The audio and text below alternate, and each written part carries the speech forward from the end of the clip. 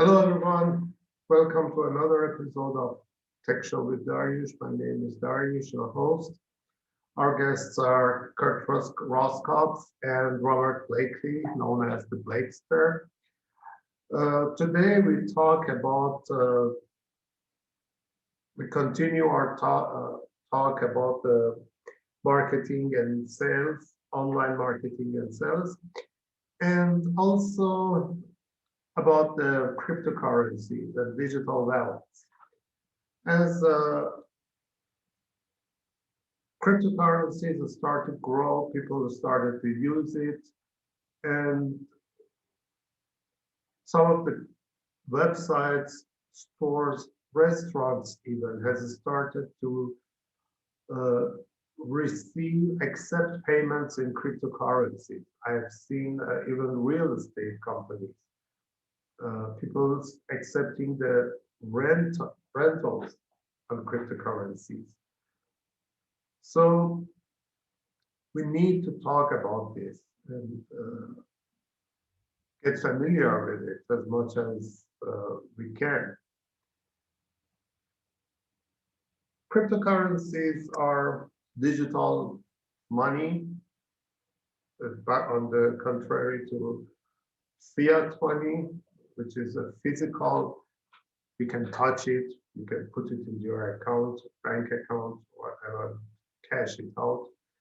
Cryptocurrencies are not like that. They are only available online. And there is no bank for it, for these currencies. These currencies are available only on your digital wallets. And if you lose your digital wallet, you lose your money. However, there are ways to keep your money. And even if you lose your digital wallet, you keep your money and recover your money. Usually digital wallets must be installed on your phone, but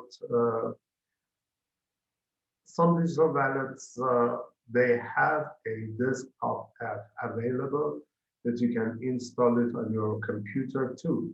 So you have your money both on your computer or your laptop and your phone.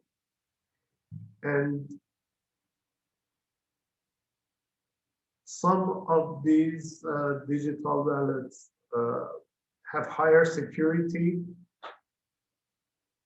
the way that when you want to make a transaction, part of the code must be sent from one wallet, another part of the code must be sent from another wallet. This another wallet can be another phone, the same digital wallet installed on another phone and connected to the other phone, or it can be installed on your computer.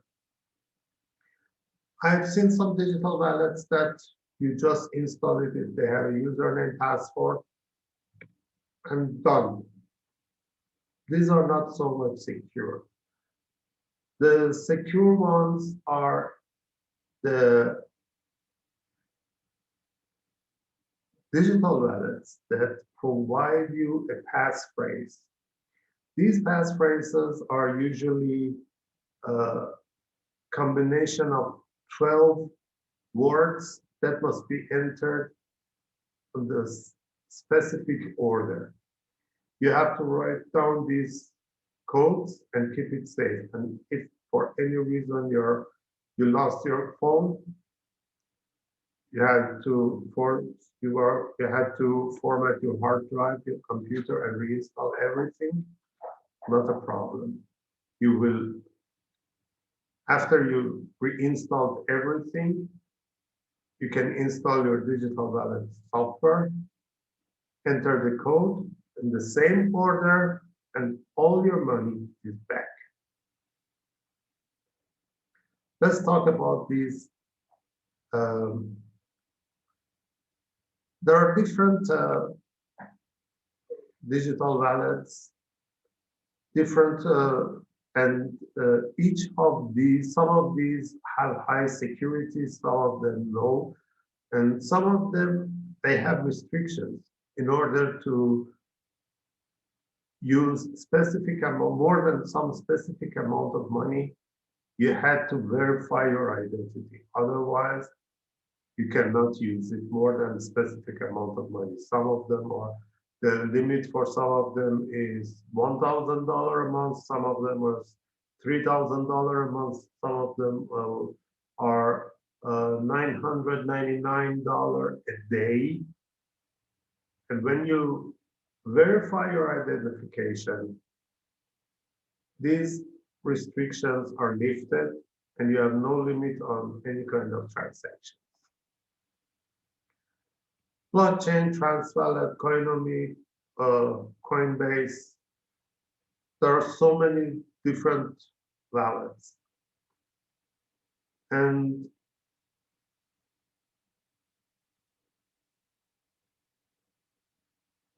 some of them are very easy to use, like Coinomi.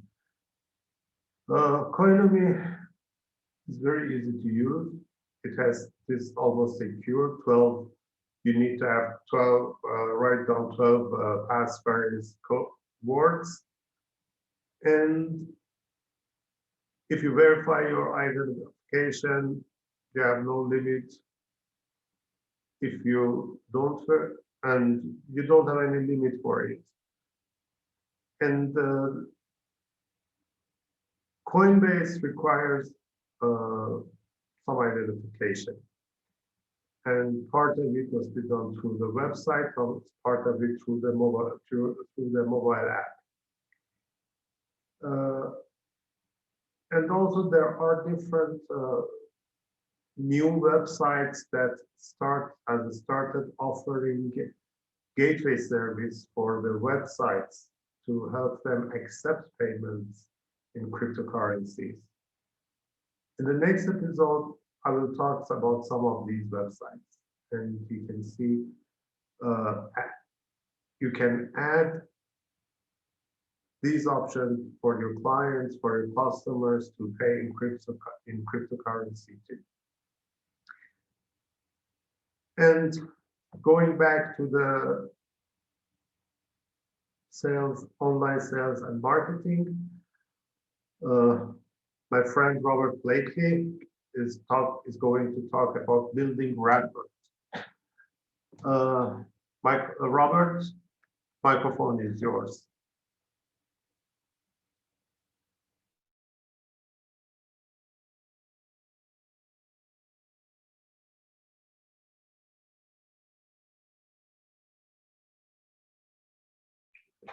I had to take myself off of mute. Can you hear me okay? No. Can you hear me all right? Okay, good, good. Well, first off, if you don't mind, I'll just put my 2 cents into your cryptocurrency conversation, if you will. I've learned that my offline wallet, or the one that I use that I found to be very professional, if you will, is Exodus wallet. I'm not sure if you've heard of that, but I learned about that a few years back from one of my millionaire mentors, so I use it. Coinbase, I feel, is more suited for the United States, but I also use Coinbase. But Exodus is pretty cool because, as you were saying, you know, once you sign up for your wallet, there's actually like a 12-word series that they give you that you have to take and put somewhere safe so that you don't lose it. Otherwise, like we said, yeah, you could lose your money or your crypto that you have in there.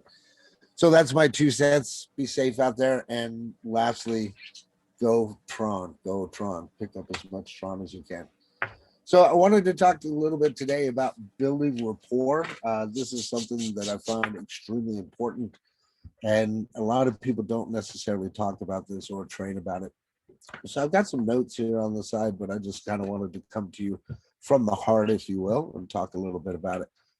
What is building rapport? Well, building rapport in my layman's terms, if you will, is being able to have a conversation and understanding between yourself and the other person that you're actually talking to. Perhaps that person might be a potential prospect. Who knows? It might be just somebody that you're talking to and maybe you can or can't help them. But throughout that conversation and building that rapport, you'll find out if they have a need for whatever your services are. So building rapport though is very important, especially in today's age of society, because most of us, as I like to say, have lost the basic art of communication.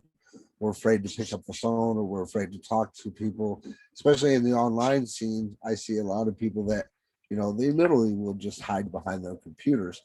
And I'm not, knocking them for that. It happens, right? It happens. But it does take some communication skills and building rapport skill set in order to build a business, either online or offline, right? So it's good to have communication skills and know how to speak. The biggest thing that I talk about when it comes to building rapport is ultimately you want to try to find three things that are in common with that person within the first 5 minutes. If you can find three things in common with that person, then in essence, you have more what I like to call likability with that person, right?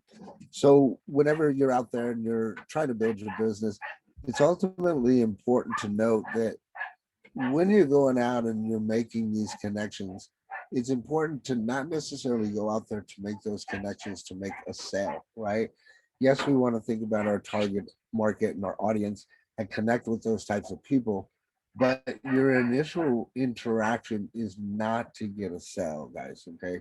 And I can't stress this enough because it takes a lot of us learning the hard way, and that hard way is going out there and expecting the sale and then not getting it, and then ultimately getting your feelings hurt or getting your ego crushed, and then deciding that it doesn't work, right?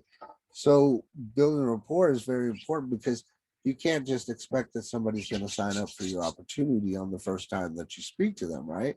So you want to reach out to specific people that you're looking to connect with, and ultimately you want to talk about them, find out as much as you can about them, because through building that relationship and building rapport with that customer and letting them talk about themselves, you're going to find out whether or not there is anything that you can do to help that person. In essence, if you're thinking overall about ultimately just being a humble servant leader in the industry and helping people obtain what it is that they want to obtain, the best way to do that is by listening to that person to find out whether or not you're suitable, if you will, to help that person, right? As I mentioned, they're not going to join your business after the first time. In fact, only about 2% of the people that you ever run into, uh, online or offline, will actually join your business on that first connection with you. And odds are they probably had some kind of connection in the past. Maybe they ran across one of your YouTube videos. Maybe they were on a webinar with you. So they have some type of knowledge of who you are. And then meeting you running across your product, you took them above that buying line and they actually bought. But that's a low percentage, is what I'm getting at, right? So in order for you to have a higher percentage of sales, it's important for you to not only build that rapport, but build the relationships with people, find out what they need. Because after your fifth to 12 connection, that's where everything changes, guys. After your fifth to 12 connection, now you're talking about more of an 80% turn ratio or closing ratio, if you will, from actually building that rapport and finding out what people need and literally just servicing their needs, right? So on that note, it's important to think about what is it that you're actually selling? What business are you getting into? Does it solve a problem? All those things come into play, because based off of what opportunity that you're actually getting into is going to tell you the amount of people that you can actually talk to that actually fit into your business model, right? Because the reason I say that is that I always like to say that not everybody is going to be your customer unless you have a product that everybody needs or uses, right? So based off of that, think about what it is that you're actually getting involved in. Health and wellness, yes, it's a great industry. Don't get me wrong, I'm not going to knock it. But there's a lot of band-aids out there, right? I always used to, think that there's opportunity here, here, here, and here, but I like to be selective about what opportunities that I take, because that's, again, it's going to tell me how many people that I can talk to. I want to be able to provide services that people want or need, right? And I've said this in the past before, all the money is wherever customer use is at, right? So housing is a big market, clothing is a big market, food is a big market, health and wellness is obviously a big market, right? But what ends up happening in some of these industries is that, some people, unless that product literally changes their life, if they get into any kind of issues throughout life, maybe they lose their job or something happens, the first thing that they're inclined to do is to cancel that auto ship unless it's literally making a change in their life, right? So I'm saying that just so that you know and understand, be selective about what it is that you're selling, as well as be selective about the people that you're coming in contact with and those that you're trying to build rapport with. But you have to be able to go out there and find those three things in common within the first 5 minutes and have those different connections with them. Maybe you don't have to contact them 5 days in a row. Hey, how's it going? How's your day going so far? Maybe space it out a little bit. And in fact, I know that a lot of people don't actually take notes of their call logs, right? Sounds crazy, especially if you're, advanced. It's important. Yes, you can see it on your phone when you reached out to them. But if you have to actually have a call log and take notes and put it to where you follow up with them maybe 2 days later, 3 days later, then you'll always have something that that you can do on that specific day when it comes to following up with people. You'll always know that, hey, I got follow up this day. Unless you just don't do follow up. Like, let's say you don't do any follow up on Saturdays and Sundays, right? But ultimately, you want to make those touches, you want to make those connections, you want to build that rapport with them, right? And it's not difficult. It's really not.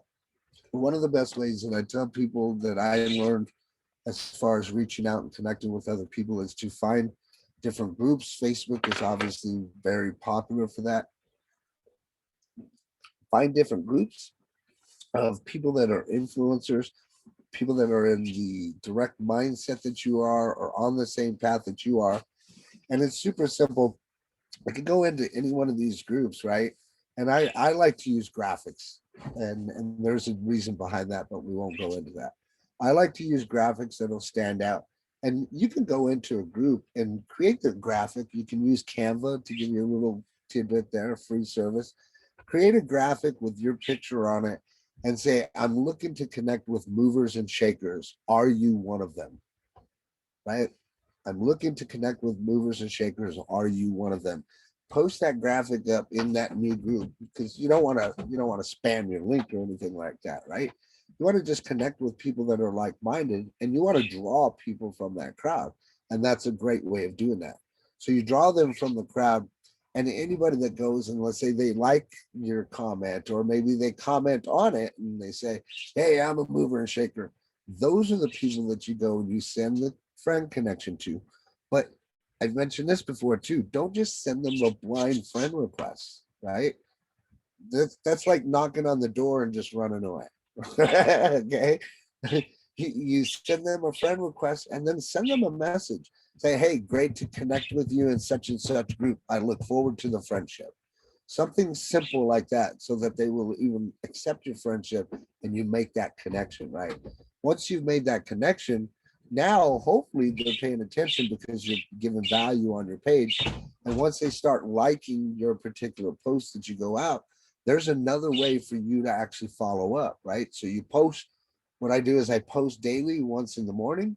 And then those people that actually like and comment on it, those are other people that I'm going to look at following up with. I'm going to first off make sure that I like their comment. I'm going to respond to their comment, and we're going to have some interaction in there. And ultimately, when it comes to that Facebook interaction, you want your post to have interaction between your friends on your post. That's kind of what you're going for. But building rapport is really important because, if you look at it like a baseball terminology here in the United States, to make a home run, in order for you to get to first base, you have to ask qualifying questions to help build that rapport.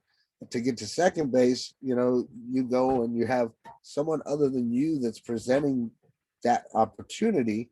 And then third base is like third party validation, people that you're teaming with, maybe the leaders that you're teaming with. And then after you've shown them that video presentation or that opportunity, you ask them, well, based upon what you've seen and heard so far, does it sound like a good fit? Be open and honest with them, because throughout you're building that rapport, ultimately you're trying to find somebody that needs your help that you can take to the finish line, and ultimately show them a way that they can make that money that they need to get to whatever goal it is that they want, right? So building rapport is super important. I could talk about this on and on and on and on, but I don't want to bore you guys too much. So that's all I got for that topic today. Thank you, Robert. Kurt, what do you think about this? Do you have anything to add? Well, I mean, I guess I'll just bring it back to the Blake's theory here. I guess I think of it, this is two parts to me, is that, hopefully people aren't bored out there from what was just said, but, the idea is let's keep it simple and let's not overthink it. So with what Robert just said, I think we just, a lot of times just need to take the value of, the thoughts and the strategy and the tips, tricks, techniques, and whatever that was just talked through, and to just take that nugget and then just think of how that can help what you're doing today and tomorrow and the rest of the week and next week. Just get right into it in the short term. But Robert, the other part of it is, there's a thought of it's easier said than done. So I think we can just take what we're doing in this episode and just apply it. But then there's also the aspect kind of in the more ongoing part of this. Robert, what would you say is the way that, if people are finding it a little tricky and finding it to be, a little bit of an experiment, what's out there to take the experiment out of it and make it more predictable, because of maybe finding the right groups on Facebook, or maybe finding the right groups on LinkedIn or websites? What are the resources out there to help somebody say, I want to apply what you just said, Robert, but what's out there to guide people along the way, so that if they're kind of straying a little bit what you just said, that there's groups or resources or systems that kind of rein them in a little bit so they can really experience what you told them about? That's a long question there. Let me see if I can try to wrap this around my head and answer it the right way, because I honestly don't know of anything. That's why I put my course together. But at the same time, we've mentioned it here. If you have to go back to some other episodes, there's little tidbits and golden nuggets that you can pick up. The biggest one, like I mentioned, is Canva. A lot of people are promoting that because it's an easy way to make graphics that grab attention. I don't use Canva. I've been around the block for a while. I have the Creator 7 that I use from Mark Sylvester that I've used for many years. I like the way that the graphics turn out, stuff like that. But when it comes to the other mention that I'm talking about, go to people that are influential. If you don't know a few names like Grant Cardone, shoot, I'm at a loss right now. Grant Cardone is a big one. The other one is Gary Vaynerchuk. You can go to Les Brown, for example, any public motivational speaker, Tony Robbins, anyone that you find of influence, that's where realistically, that's the best place to connect with people that are like-minded. If you're in these advertising groups, you can connect with people there as well. But the connection, I don't believe, is going to be as genuine as getting into some other group, like Grant Cardone's or Tony Robbins, right? And even there, nothing's predictable, right? Absolutely nothing is predictable. But I can say unequivocally, without a doubt, that if you use the technique that I'm talking about, you will get a few people, I would say at least 5 to 10 people for every time that you post that, right? But it needs to be a graphic that's going to grab people's attention. And, saying that video is obviously going to be a little bit better as well. but you can't get somebody to stop and watch your video, right? If you think about it, and I say this all the time, we have the attention span of gnats, right? So when you think about how we learn as humans, visual, auditorial, and also kinesthetically, on Facebook, yes, a video is going to give you more performance because you're affecting all three ways, right? But a picture says 1,000 words, as they say, right? So if you have a picture that can stop and grab people's attention, then they're more apt to look at that versus sitting there clicking on the video and finding out whether or not you're interesting enough to listen to the whole video and having, you be interesting enough to engage that person to the end, right? So that's the best way that I can explain it, is just to give those types of tips.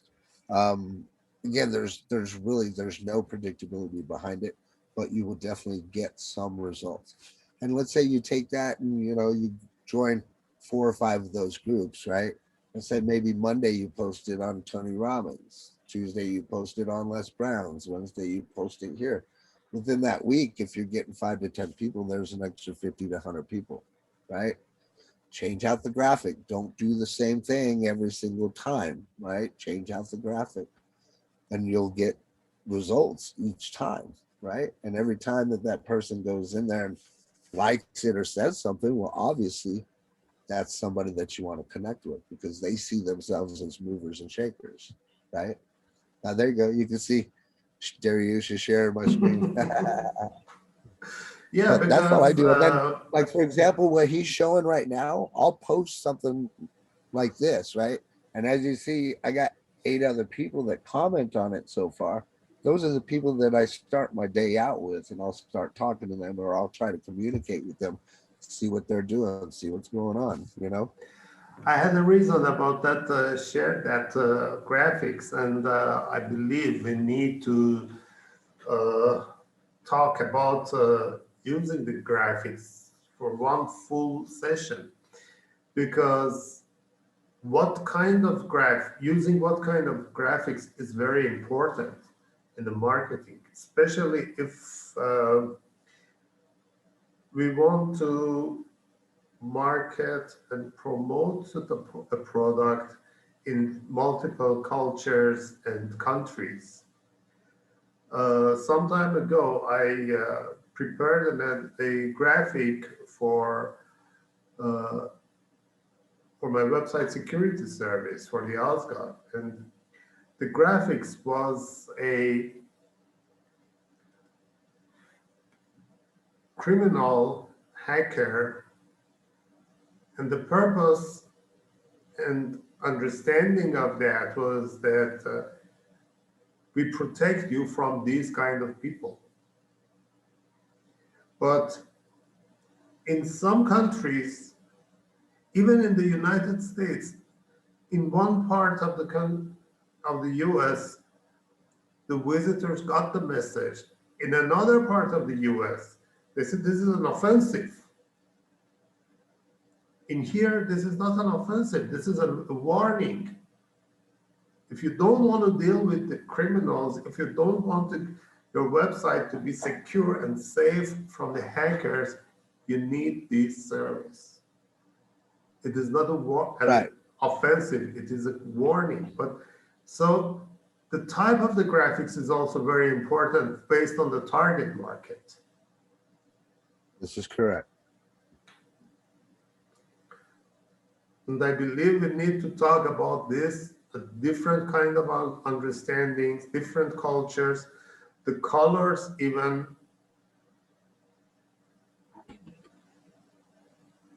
Yeah. These are the things that I mean, there's a lot. affect. There's definitely a lot to do with that. You just mentioned the color spectrum, and I know that you're aware and observant of that because of your coding skills and making it available for, people with disabilities and stuff like that. It is true. I mean, your graphics, the colors do matter. What you say, the content obviously matters as well. And I remember what you're referring to, and it just, to me, when looking at the graphic, it didn't make sense, right? From your side of the world, it probably did, but on my side of the world, it didn't. And not to say that it's not a bad graphic or it wouldn't work, because intentionally, if you put it out the way it's designed, then if people see it the way it's designed, then those are the people that are going to be gravitated towards that graphic. You understand? Yeah. You know what I mean by that, right? Yes. So on the flip side of things, when you're looking at my page, if you notice, I mean, that's why I asked you to cut out, all the backgrounds so that I could do that. I want to put myself in the branding spot because I want people to see me every single day, right? Now I associate that with whatever saying it is that I'm saying. I'm getting people's attention, they're liking, it's building that algorithm, right?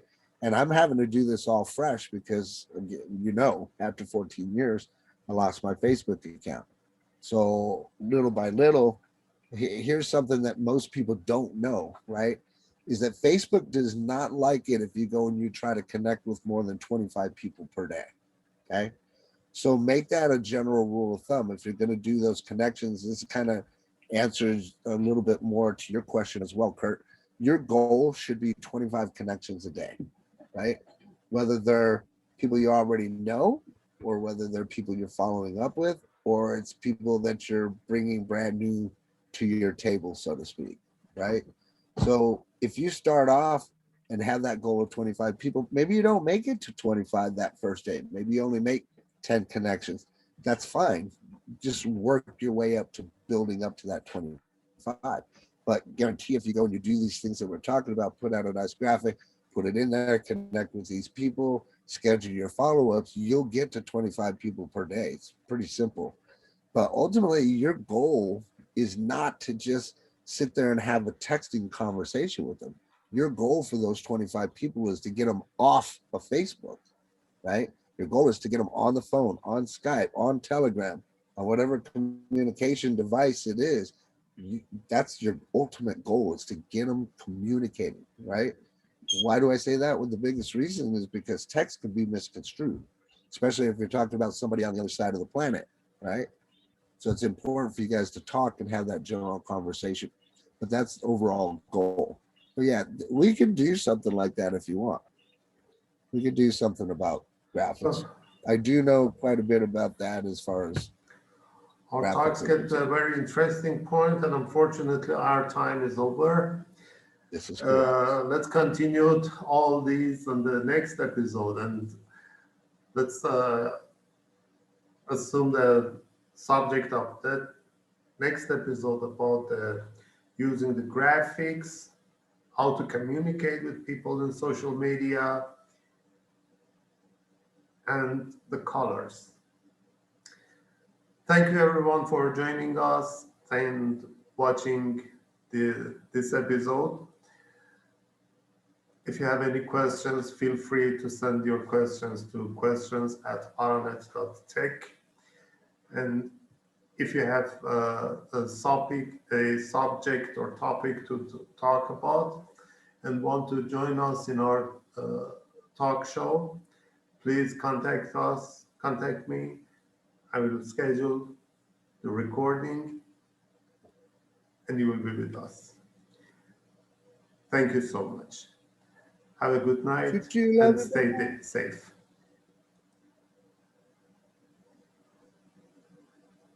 Thanks, everybody.